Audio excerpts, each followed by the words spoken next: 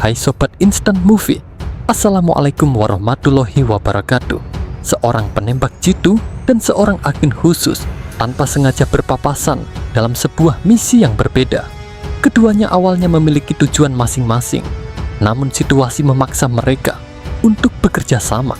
Mereka menemukan bahwa target yang mereka kejar ternyata terhubung dengan organisasi narkoboy. Organisasi tersebut diketahui sedang membangun sebuah mesin berbahaya dengan teknologi canggih. Mesin itu dirancang untuk menyerang jaringan listrik global. Jika berhasil diaktifkan, dampaknya bisa melumpuhkan infrastruktur penting dan membawa bencana besar bagi dunia. Mau tahu nggak bagaimana keseruan ceritanya dari film ini? Jadi nggak perlu lama-lama bareng saya, Bang Izul. Oke, let's review this movie.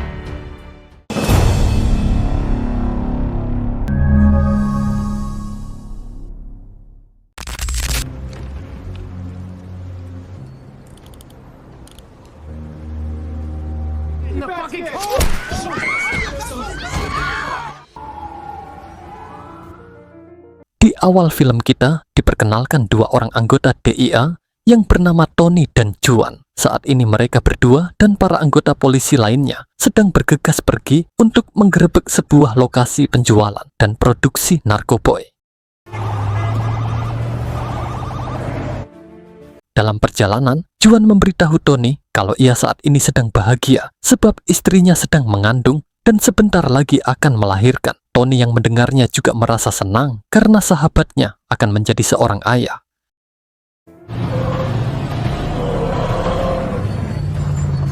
Sesampainya di lokasi, Tony meminta Juan untuk menunggu saja di mobil, sementara dirinya akan melakukan penggerebekan bersama anak buahnya. Let's go. Mereka pun berhasil meringkus orang-orang yang ada di sana dan akan segera dibawa ke kantor polisi. Setelah itu, Tony dan sebagian anak buahnya menyisir setiap ruangan. Dan benar saja, Tony menemukan seorang pengedar tengah bertransaksi dengan seorang perempuan. Di sana juga mereka bertemu dengan seorang bodyguard yang nampak santai meskipun ia akan ditangkap. Saat Tony menggiring mereka turun, tiba-tiba si bodyguard merebut senjata polisi sehingga terjadilah baku tembak. Sementara di luar gedung, Juan dihubungi oleh istrinya yang minta dibelikan sate Madura setelah pulang kerja. Ketika sedang asik teleponan, Juan dikagetkan dengan si bodyguard yang mau kabur. Tapi sialnya, bodyguard itu memberondong Juan sampai tewas. Tony yang melihat Juan sudah tak bernyawa tentu merasa sangat sedih bercampur marah karena harus kehilangan sahabatnya.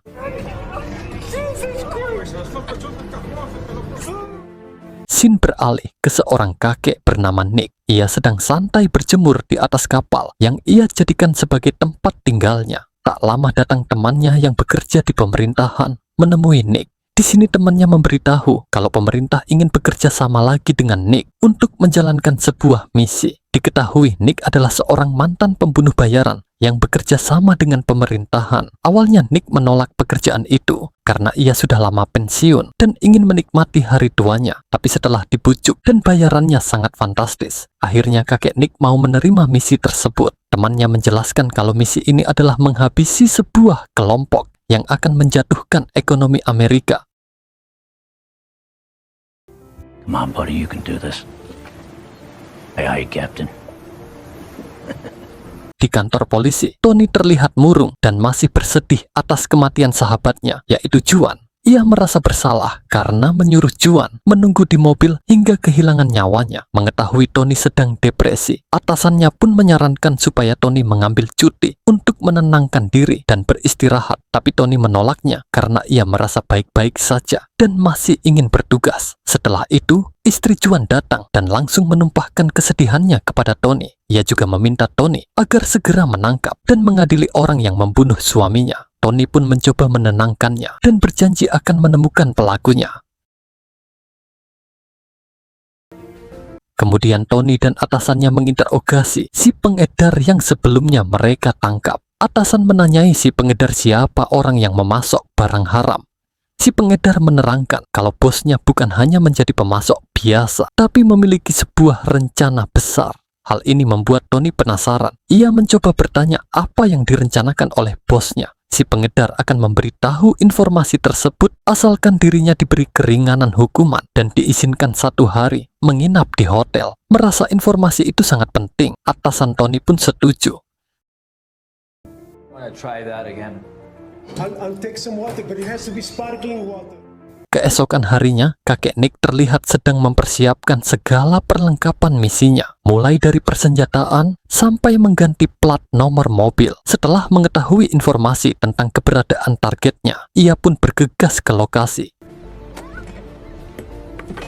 Sesampainya di sana, Nick menyempatkan untuk membeli es kelapa muda sambil mengawasi sebuah hotel di mana targetnya berada. Fresco, o si anda crudito le puedo ofrecer un... ¿Qué es un copo loco? Kemudian, Nick bergegas ke atas gedung di seberang hotel dengan membawa peralatan golf. Ternyata, di dalam tas golf itu, kakek sudah menyiapkan senjata sniper yang akan ia gunakan untuk menghabisi targetnya. Tapi saat membidik, ia melihat si pengedar yang tengah bersantai di sebuah hotel. Tak lama kemudian, Tony dan anak buahnya mendatangi hotel itu untuk menjemput si pengedar karena sekarang ia akan dibawa ke kantor polisi. Ketika Tony membawa si pengedar untuk masuk kendaraan, tiba-tiba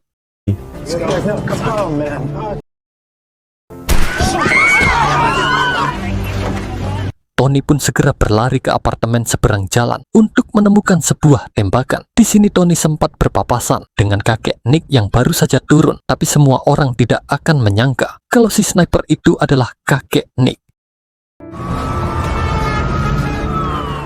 Esok harinya, atasan Tony mengabarkan jika intelijennya mencurigai sekelompok orang yang diduga sebagai bos pengedar. Tony pun diperintahkan atasannya untuk mengawasi kelompok tersebut. Singkat cerita, Tony bersama anak buahnya sedang mengawasi kelompok itu dengan meretas kamera CCTV. Tapi sayangnya, mereka tidak bisa mendengar percakapan apapun karena kamera CCTV yang mereka retas tidak mengeluarkan suara. Akhirnya Tony memutuskan masuk ke tempat itu dengan menyamar sebagai pembeli. Sesampainya di tempat tersebut, rupanya Tony hanya dipersilakan duduk di luar karena yang ada di dalam ruang VIP hanya untuk pelanggan spesial saja. Di sana Tony melihat seorang chef wanita yang bernama Mina. Dia akan keluar untuk membeli bahan makanan. Tony bergegas mengikutinya dengan harapan Mina bisa membantunya. Saat di luar, Tony menghampiri Mina dan mengajaknya berkenalan. Awalnya Mina menolak karena dia mengira kalau Tony hanya lelaki hidung belang. Tapi setelah Tony menunjukkan kalau dirinya seorang anggota DEA, akhirnya Mina mau diajak berbincang. Tanpa basa-basi, Tony meminta Mina agar mau membantunya menaruh alat perekam di ruangan VIP. Mendengar itu, Mina menolak melakukan hal tersebut karena jika sampai ketahuan, maka ia pasti akan kehilangan pekerjaannya. Get under the table. That's all. No. So take you like 10 seconds. Namun, setelah dibujuk rayu oleh Tony, akhirnya Mina bersedia membantunya. Setelah itu, Tony kembali mendatangi anak buahnya yang sedang standby mengawasi kamera CCTV.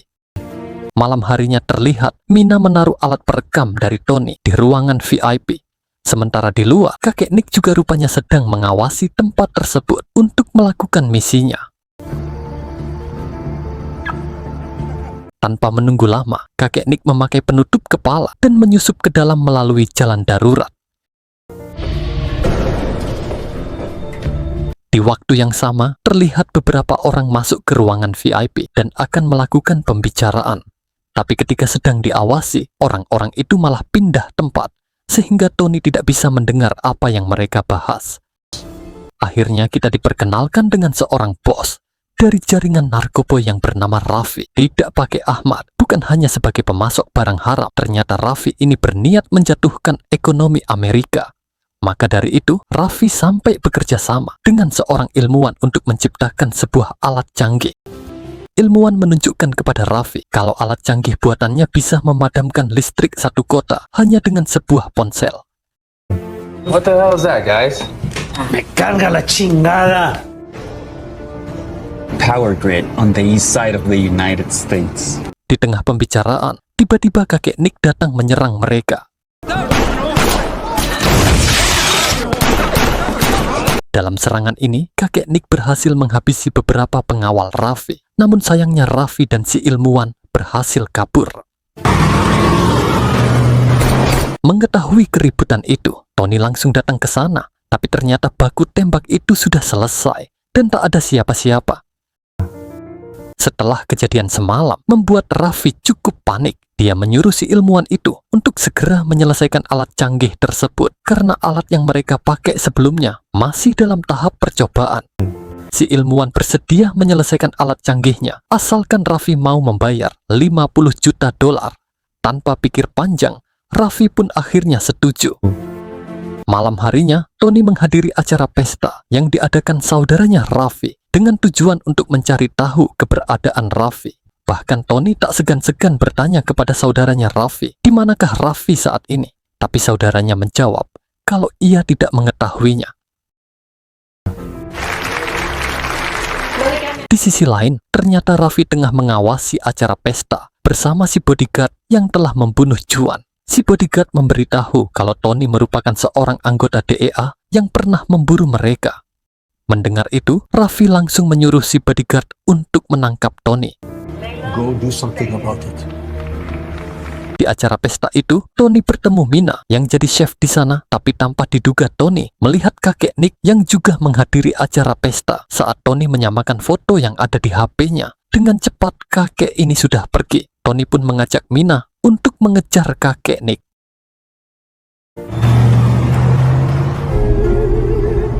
Tapi dalam kejar-kejaran itu, kakek ini berhasil mengecoh Tony sehingga dirinya bisa kabur. Pagi harinya, Tony yang sudah mengetahui ciri-ciri mobil kakek Nick, dia pun mencari lagi di lokasi ia kehilangan jejak. Setelah menunggu cukup lama, akhirnya Tony melihat mobil kakek Nick melintas di hadapannya. Tony pun segera mengejarnya dan meminta kakek Nick berhenti. Tony menyuruh kakek Nick untuk menunjukkan identitasnya. Di sini Tony sangat terkejut karena ternyata Nick adalah ayah kandungnya yang dulu pergi meninggalkan Tony ketika dia masih bocil. Setelah identitasnya terungkap, kakek Nick membawa Tony ke kapalnya yang ada di dermaga. Tony bertanya kenapa setelah kematian sang ibu, ayahnya tegak meninggalkannya. Kakek Nick memberitahu kalau sebenarnya dirinya adalah seorang pembunuh bayaran untuk pemerintahan. Setelah ibu Tony dibunuh oleh musuhnya, Nick memutuskan untuk meninggalkan Tony sebab ia sangat khawatir dengan keselamatan putranya. Mendengar penjelasan itu, Tony pun akhirnya bisa mengerti dengan keputusan ayahnya. Kill people for a living was the decision to protect you. Kakek Nick lalu memberitahu kalau misi mereka adalah memburu target yang sama, yaitu menghabisi kelompok Raffi. Karena sudah larut malam, Tony pun memutuskan untuk pergi. Saat di luar, kakek Nick memberi sebuah HP agar Tony bisa menghubunginya. Tapi saat Tony akan masuk ke dalam mobil, tiba-tiba rupanya Tony diringkus oleh si bodyguard bersama anak buah Raffi. Karena kalah jumlah, kakek Nick tidak bisa menyelamatkan Tony. Scene beralih ke Raffi yang menemui si ilmuwan untuk menanyakan kapan selesainya alat itu. Si ilmuwan menjawab jika alat ini selesai dalam waktu 24 jam lagi. Tak lama kemudian, si bodyguard datang dengan membawa Tony. Di sini, Raffi bertanya kepada Tony, siapakah si penembak jitu yang selama ini menghabisi anak buahnya. Dengan santainya Tony memberitahu kalau yang hanya bisa melakukan itu adalah seorang pembunuh bayaran, yaitu ayahnya. Mendengar itu, membuat Raffi nampak kesal. Ia pun menyuruh anak buahnya untuk menghajar Tony.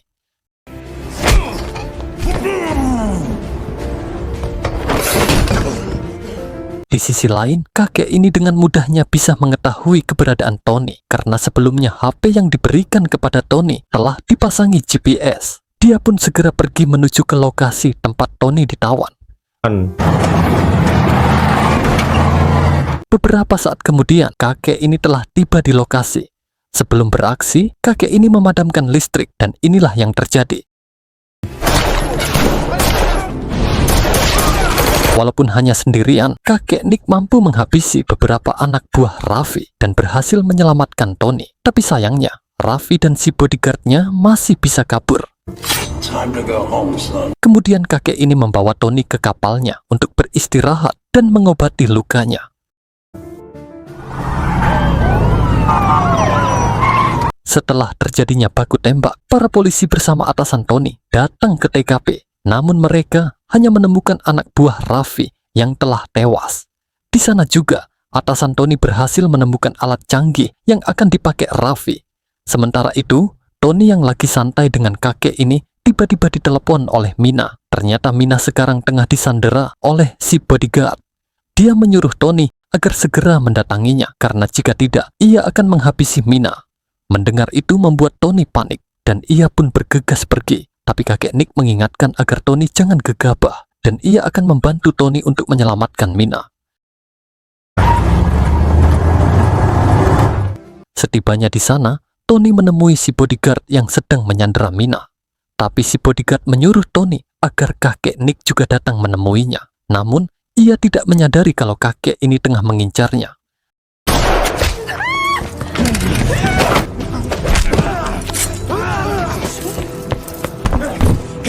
Setelah berhasil melumpuhkan si bodyguard, kakek Nick menanyakan keberadaan Raffi. Akhirnya si bodyguard mau mengantar mereka ke rumah Raffi, tapi dengan syarat ia diberi uang $1 juta. Fucking dollars? Are you kidding me? Bin Fari's the target. Scene beralih di kediaman Raffi. Di sana juga ada si ilmuwan yang meminta Raffi untuk membayar uang muka karena ia sedang butuh uang untuk membayar cicilan rumah. Namun Raffi tidak mau membayarnya karena alat tersebut telah disita oleh polisi. Lalu, dengan kejamnya, Raffi menghabisi si ilmuwan. Tak lama kemudian, si bodyguard datang bersama kakek Nick sambil menodongkan senjata. Mereka juga membawa sekantong mayat yang ternyata berisi Tony yang sedang pura-pura mati. Saat kantong mayat itu dibuka, Tony langsung menodongkan senjata sehingga ketegangan pun terjadi. Si bodyguard mengatakan kalau ia terpaksa berkhianat karena Raffi orangnya sangat pelit. Ketika anak buah Raffi mencoba menyerang, dengan sigap Tony dan ayahnya langsung menghabisi mereka semua.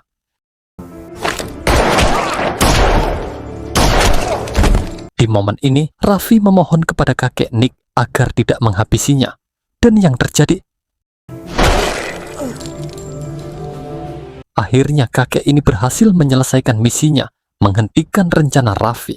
Setelah semuanya selesai, si bodyguard menagih uang $1 juta yang telah mereka sepakati. Kakek ini mengatakan, jika kau ingin uang, jangan hanya minta sedekah, tapi carilah pekerjaan. Get a job. Beberapa saat kemudian, para polisi termasuk atasan Tony datang ke rumah Raffi. Mereka juga menemukan kantong mayat yang ternyata di dalamnya ada si bodyguard. Beberapa tahun kemudian, terlihat Tony mengunjungi ayahnya dan berkumpul di dermaga. Ternyata Tony sudah menikahi Mina dan dikaruniai seorang anak. Begitu juga dengan kakek Nick yang telah memiliki istri muda. Kakek Nick mengatakan kalau dia mempunyai uang yang sangat banyak. Oleh karena itu, ia mengajak mereka untuk tinggal di rumah yang lebih nyaman dan mewah. Tak lama, kakek Nick dihubungi temannya yang bekerja untuk pemerintahan. Dia mengajak kakek ini dan Tony untuk menyelesaikan sebuah misi dengan bayaran yang jauh lebih besar. Dan film pun selesai, guys. Oke guys, terima kasih sudah menonton film ini sampai akhir. Jangan lupa subscribe, like, dan share. Kalau sudah, saya ucapkan terima kasih dan sampai jumpa di video selanjutnya.